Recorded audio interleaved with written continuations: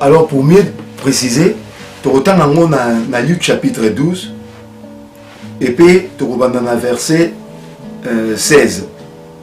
Bible et le Bible. Il leur dit cette parabole.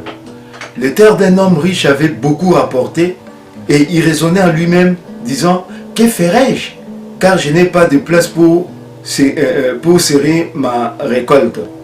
Voici, dit-il, ce que je ferai. J'abattrai mes greniers, j'en bâtirai de plus grands, j'y amasserai toute ma récolte et tous mes biens.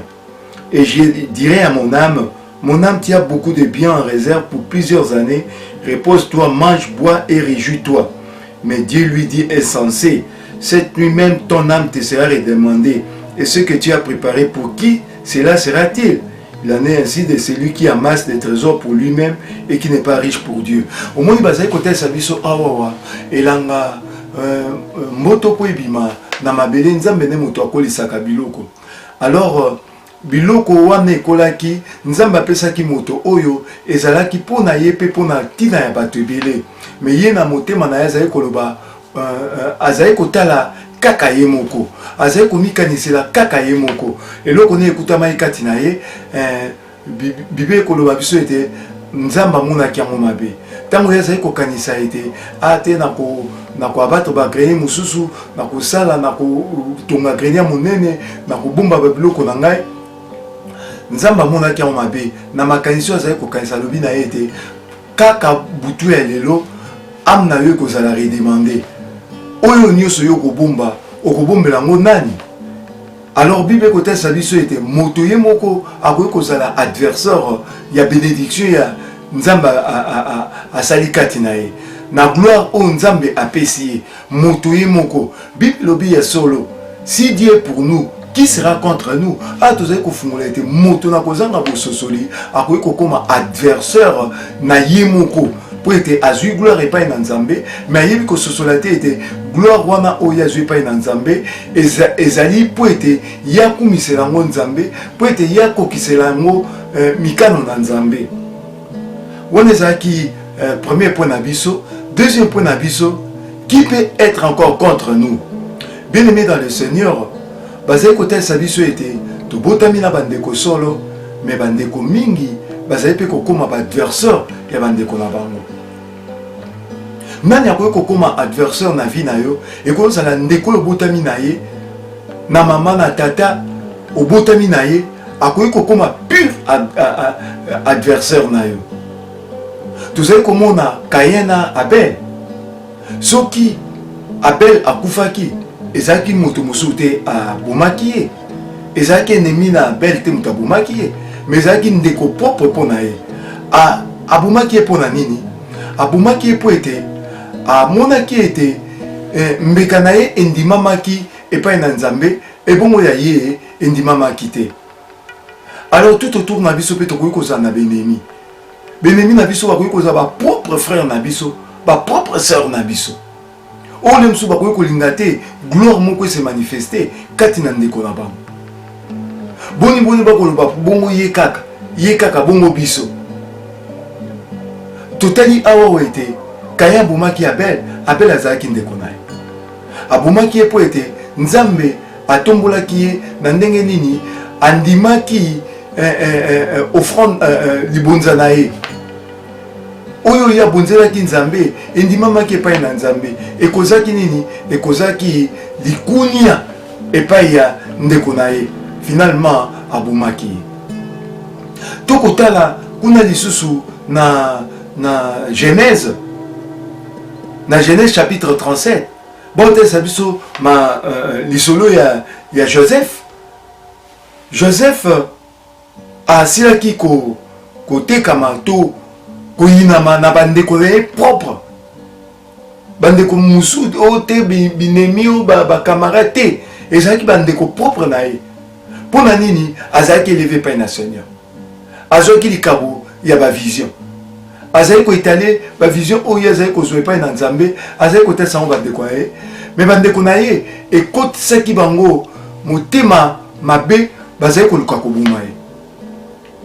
Finalement par la grâce de Dieu lokola azalaki na plan ya nzambe plein ya bandekone kokisamaki te epe batekaki eloko esclave omoni tozali komona ete meme bandeko oyo tobotami na bango bakoki mpe kozala binemi na biso à cause ya gloire oyo tozwi kouta epai na Nzambe. Si Dieu est pour nous, qui peut être contre nous? Bien aimé, ndeko na yo pa koki kokoma contre yo, ndeko na yo propre akoki kokoma contre yo, azali koluka kufa na yo, azali koluka kobebisama na yo, azali koluka kosila na yo, azali koluka kokita na yo. Donc ebongi tomibomba epai na Nzambe, ebongi toyeba kososola makambo oyo. Troisième point, ezali ba esprit humain.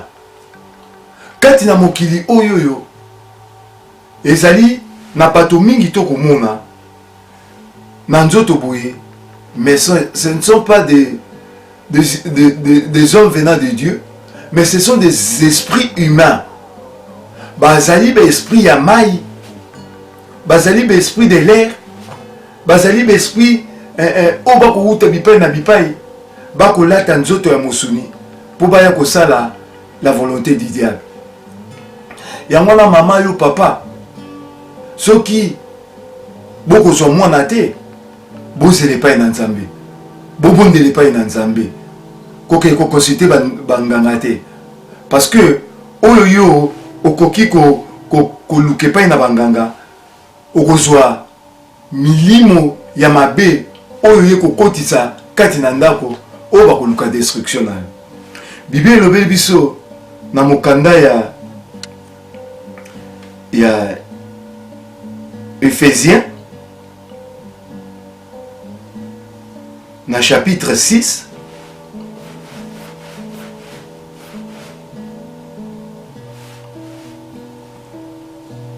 na chapitre 6 Bible elobeli biso boye, chapitre 6 verset 12. Car nous n'avons pas à lutter contre la chair et le sang, mais contre les dominations, contre les autorités, contre les princes de ce monde des ténèbres, contre les esprits méchants dans le lieu céleste. Donc, la Bible est comme la Bible que tant que biso toza glorifié par Nzambe, tant que biso toza prédestiné, toza appelé et par Nzambe, nos adversaires, ce sont des esprits dominateurs, des esprits d'autorité, des esprits, des princes de ce monde des ténèbres, des esprits méchants dans les lieux célestes. Bakotel sabiso yango clairement awa été. Tango biso tozali batoyo Nzambe apamboli, Nzambe a poni. Toye baka été ba démon to esprit ba ko luka ko bundisa biso butu pe moi. Ba ko luka ko kwesa biso, ba ko luka mabe na biso. Yangana tango yo zai kotanga, si Dieu est pour nous, qui peut être contre nous? Bien aimé, tango ko zongisa personne, amen, personne, mais personne n'en zongisa par rapport ya koma oyo bakoyi ko bundisa biso, mutu akoyi ko longa oyo Nzambe asimbi na loboko na ye azali te. Mais soki okoyeba kososola te ete tango yo ponami epai na Nzambe, tango yo tombwami epai na Nzambe, yebaka ke bindemi na yo bakoma lisusu milimo mabe, milimo ya mai, milimo ya mipepe, milimo ya domination, ba prince de ce monde des ténèbres, bango bakoma ko bundisa yo, esprit na yo esengeli ezala garder epai na Nzambe. Bien aimé dans le Seigneur, notre quatrième point, ezali adversaire na biso ya tous les jours, ezali le diable. Tant où yo zali élevé par Nzambe, tout le monde dit Job, quand il a été élevé par Dieu, Satan andima quitté. Alingaki kaka passe kuta melaye parce que nakati ya pasi asila kubungisa oyo yase ko zo pa Nzambe. Mapambolo nyuso Job azaki na yango e utaki pa Nzambe. Mais Satan azali kondima te alingaki kaka ete Job ayoka pasi na pasi na ye amona lisusu nzambe te atiola nzambe afinga nzambe po ete ye asila kobebisama. Le diable azali mabe bien aimé, il n'a rien à nous donner. Satan a koyi kopesa biso eloko te parce que azali na eloko te. Biso tozwaka mokolo na mokolo oyo ewutaka epai na nzambe. Soki ndeko ozali koluka motuka epai na Satan, okoluka séjour, okoluka voyage, okoluka bilia, okoluka bilamba, okoluka succès epai na Satan, yebaka ke ezali na yango biloko ezali éphémère. Oyo ya tango moke parce que ya azali na rien. Moto azali na rien kopesa oka rien. Soko za na ebele okopesa ebele, soko za na eloko te okopesa eloko te parce que oza eloko te. Satan n'a rien à nous donner. Biso mokolo na mokolo tozwaka oyo utaki epai na nzambe. C'est pour cela to glorifiaka, to adoraka nzambe na biso oyo kopesa biso mokolo na mokolo oyo toza na mobosenga. Bandeko balingami na question oyo, si Dieu est pour nous, qui peut être contre nous? Yo na ngai toyoki maloba oyo toyeba kososola. Toyebaka ete ndeko na yo propre akoki koluka mabe na yo, akoki koluka kufa na yo, lokola ndenge Caïn abomaki Abel, lokola ndenge bandeko ya Joseph balingaki koboma ndeko na bango. Yo na ngai esengeli toyeba ete soki nzambe atomboli biso, nzambe aponi biso, kaka kaka biso moko tokoki kozala responsable. Responsable ya nini? Ya kokwesama na biso lokola Nabucodonosor aseye kobungisa bokonzi na ye likolo ya orgueil. Ngande mna tongi boui, ngande mna sali boui. Bien-aimé na bisika oyo ozali, ezali nzambe ne mutu atie yo. Pesaka nzambe lokumu, ozala président, ozala ministre, ozala pasteur, ozala mutu nini oyo azali élevé, ozala dignitaire, ozala mutu moko oyo nzambe atomboli bato bazali kokumisa. Bien-aimé, pesaka ngo nzambe lokumu.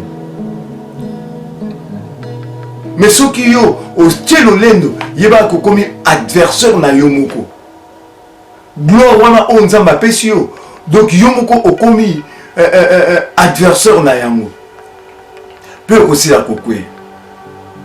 Bien-aimé dans le Seigneur, tomoni sou na troisième point kuna ndeni bakoki ko expliquer biso ete milimo mabe bazali kotepatepa, bazali kokota kati na bato mpona kobundisa bato nzambe atomboli, mpona kobundisa bato nzambe aponi, mpona kobundisa bato nzambe abengi.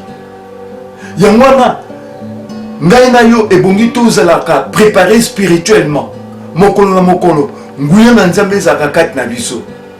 Milimo mabe babangaka molimo na nzambe oyo ezali kati na biso. Bible elobi ete Dieu est esprit. Les vrais adorateurs l'adoreront en esprit et en vérité. Ezaka maloba pamba te, mais ma molimo na biso tokumisa nzambe, na ba penser na so na force na biso nyoso tokumisela ngo nzambe. Et puis quatre balobi biso ennemi na biso juré ezali le diable. Bien-aimé dans le Seigneur, okoki koluka nguya te pa na Satan, okoki koluka bozuite pa na Satan, okoki koluka eloko moko te pa na Satan, parce que Satan aza na eloko te, akoki kopesa pe moto eloko te. Soki apesi yango eloko moko boye omoni nete eloko yebaka ezali po ete amema bomoi na yo. Asalaka biloko misatu: koluka kobebisa, koluka koyiba, pe koluka koboma. Yango so okobeta porte à Satan, ok koluka nde kufa. Bien-aimé dans le Seigneur, nzamba kwa kopesa biso tango toko ko partager sur quatrième question na biso oyo toko yisu ko partager sima ya ba mabongisi oyo ekoki koleka ba prédication ya biso oyo eleki avant.